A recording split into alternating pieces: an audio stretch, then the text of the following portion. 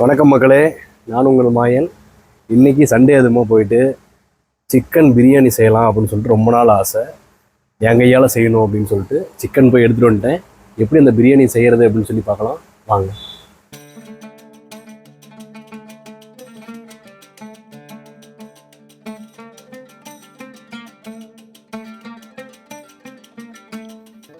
முதல்ல எண்ணெய் ஊற்றிக்கிறோம்.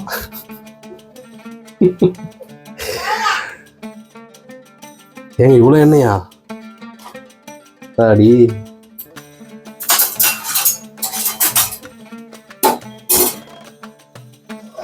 கட் பண்ணி வச்சிருந்த வெங்காயத்தை போட்டு வணக்க போகிறோம். ஓ, எண்ணெயில் போட்டு பொரிக்கணுமா? என்னமா டிஷ் இது? ஓ, வெங்காயத்தை போட்டு தாளிச்சுக்கணும் போல. Super super. பொன்னிறமாக வர வரைக்கும் வதக்கணுமா? அப்படி தானே, கரெக்டா?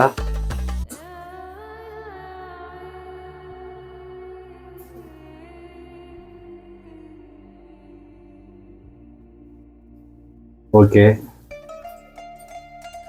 பொன்னிறமாக வதக்கலாம். என்னம்மா பக்கடாக்கு தாளிச்சு எடுக்கிற மாதிரி எடுக்கணுமா வெங்காயத்தை? இன்னும் பொன்னிறம் ஆகலையா? சரி சரி.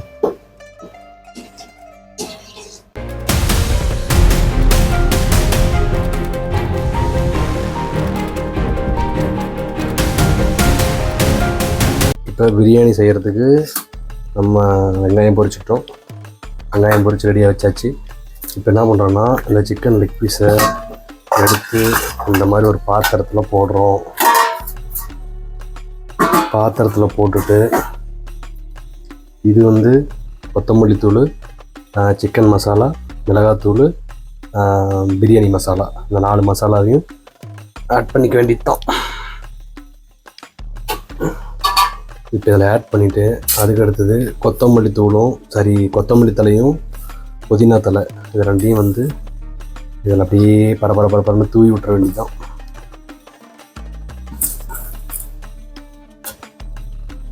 லைட்டாக தேவையான அளவு போட்டுக்கோங்க. அதுக்கு அடுத்தது இந்த நம்ம பொரிச்சு வச்சுருந்த வெங்காயத்தை போடணும்.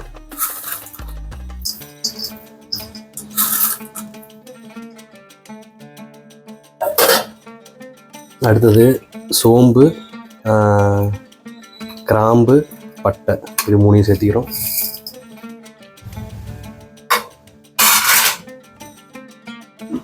நம்ம ஆல்ரெடி வெங்காயம் வந்து பொரிச்சு வச்சுருந்த எண்ணெய் இருந்தால் அந்த எண்ணெயை வந்து லைட்டாக கொஞ்சமாக ஆட் பண்ணிக்கணும். அதுக்கு அடுத்தது தயிர் சேர்த்தணும்.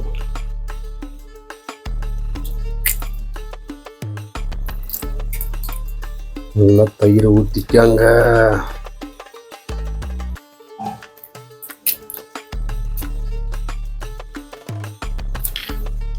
இப்போ கையை நல்லா கழுவிக்கிட்டு அப்படியே இந்த மசாலு, சிக்கனு இதெல்லாம் வந்து ஒன்றோட ஒன்று கலக்கிற மாதிரி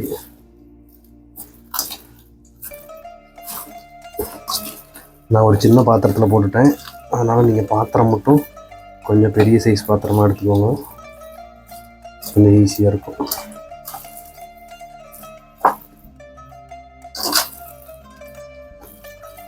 இப்போ நல்லா தெரிஞ்சிருக்கும். நல்லா போட்டு எல்லாத்தையும் கிரேவி மாதிரி நல்லா பிசைஞ்சாச்சு. இப்போ கடைசி நம்ம என்ன பண்ணுறோன்னா, ஒரு 3 பச்சை மிளகா இந்த மாதிரி நீளமாக கட் பண்ணிக்கோங்க. சின்ன சின்னதாக கட் பண்ணிட்டீங்கன்னா காரம் ரொம்ப அதிகமாக இருக்கும். அதுக்கு அடுத்தது லெமனு, இந்த மாதிரி 2 லெமனு, ஒரு லெமன் வந்து 2ஆக அழிஞ்சிக்கோங்க. அந்த லெமனை புழிஞ்சு விட்டுருங்க. இதில் இருக்கிற விதையை எடுத்துருங்க. பார்த்தீங்களா, கசக்கும்.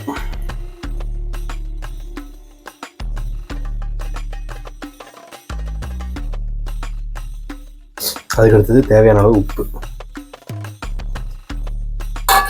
இப்போ மறுபடியும் இதை வந்து இன்னொரு கசைகிறோம்.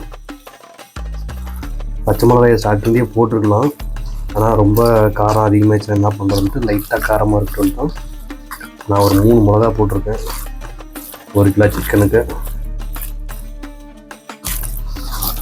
அவ்வளோதான், இப்போ ரெடி. ஆல்ரெடி பிரியாணிக்கு தேவையான அந்த எசன்ஸ் மாதிரி அதெல்லாம் ரெடி பண்ணியாச்சு. கிரேவி மாதிரி வந்து கையிலேயே எல்லாம் போட்டு ரெடி பண்ணியாச்சு. 30 நிமிஷம் ஆயிடுச்சு.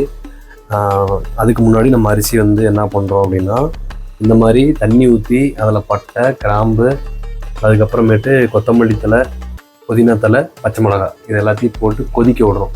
கொதிக்க விட்டு இந்த அரிசியை எடுத்து போட்டு கரெக்டாக 2 நிமிஷம் ரெடி ஆனவுடனே மறுபடியும் அந்த தண்ணியை வடிகட்டிட்டு அதுக்கு அடுத்த ஸ்டெப் போயிடலாம்.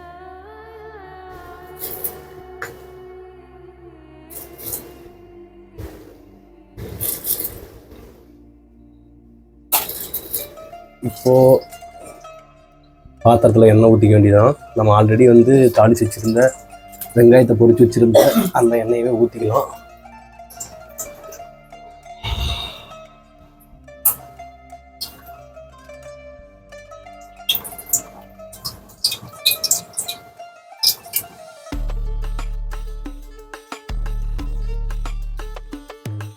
எண்ணெய் நல்லா கொதிக்கிட்டோம்.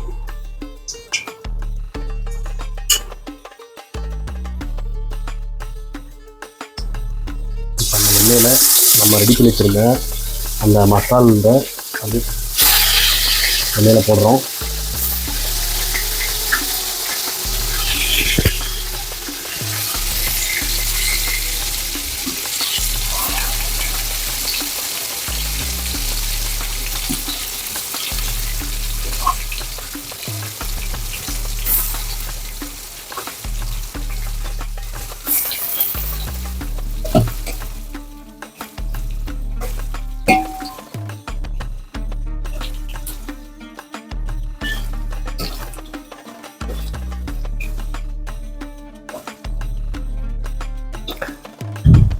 நல்லா அந்த எண்ணெயிலே கொஞ்சம் நேரம் வதக்க விடணும்.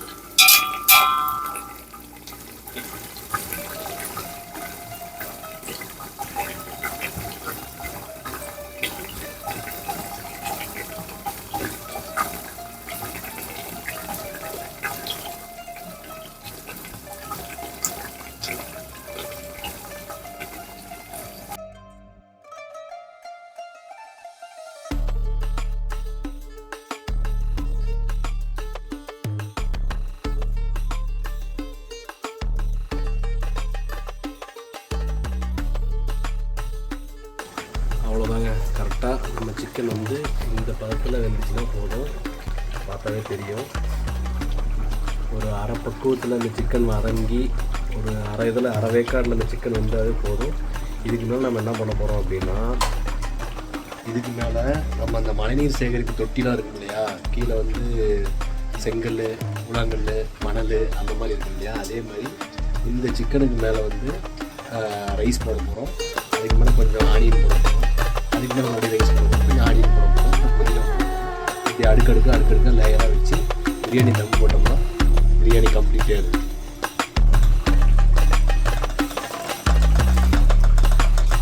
பேசி ஒன்று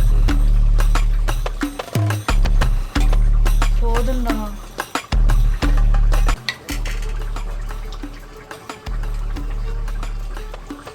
எசன்ஸ் கலர்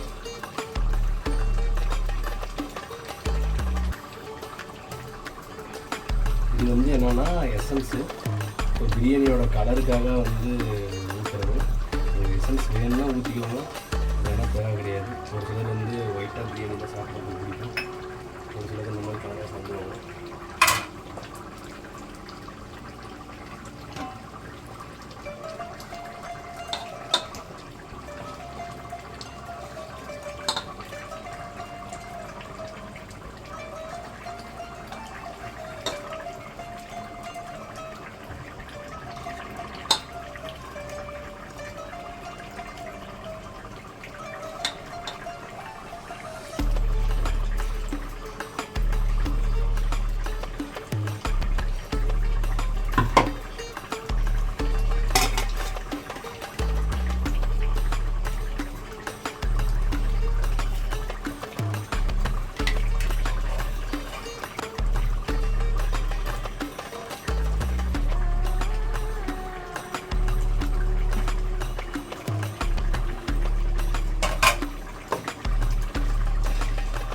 எசன்ஸ்.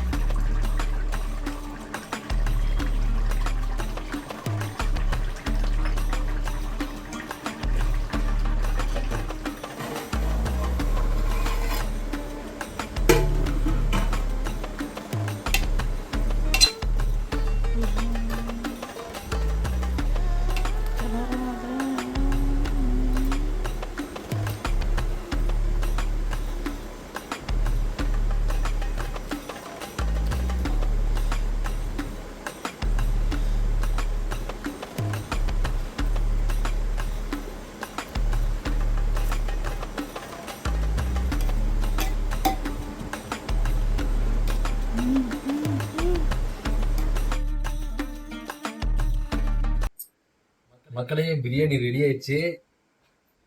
பார்க்கறதுக்கு என்னடா கேரட் சாப்பாடு மாதிரி இருக்குன்னு நினைக்காதீங்க. வா, செம்மையா குக் ஆயிருக்குது. கிரேவி லைட்டா வச்சு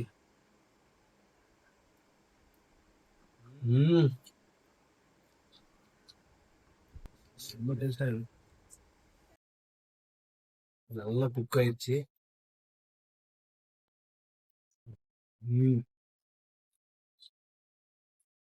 இதை ஃபர்ஸ்ட் நம்ம ஊற வச்சிருந்தோம் இல்லைங்களா, அது நல்லா அந்த எசன்ஸ் எல்லாம் உள்ள இறங்கி நீங்களும் இதை வீட்டில் மறக்காம செஞ்சு பார்த்து சாப்பிட்டு கமெண்ட் செக்ஷன்ல வந்து சொல்லிட்டு போங்க. தேங்க்யூ.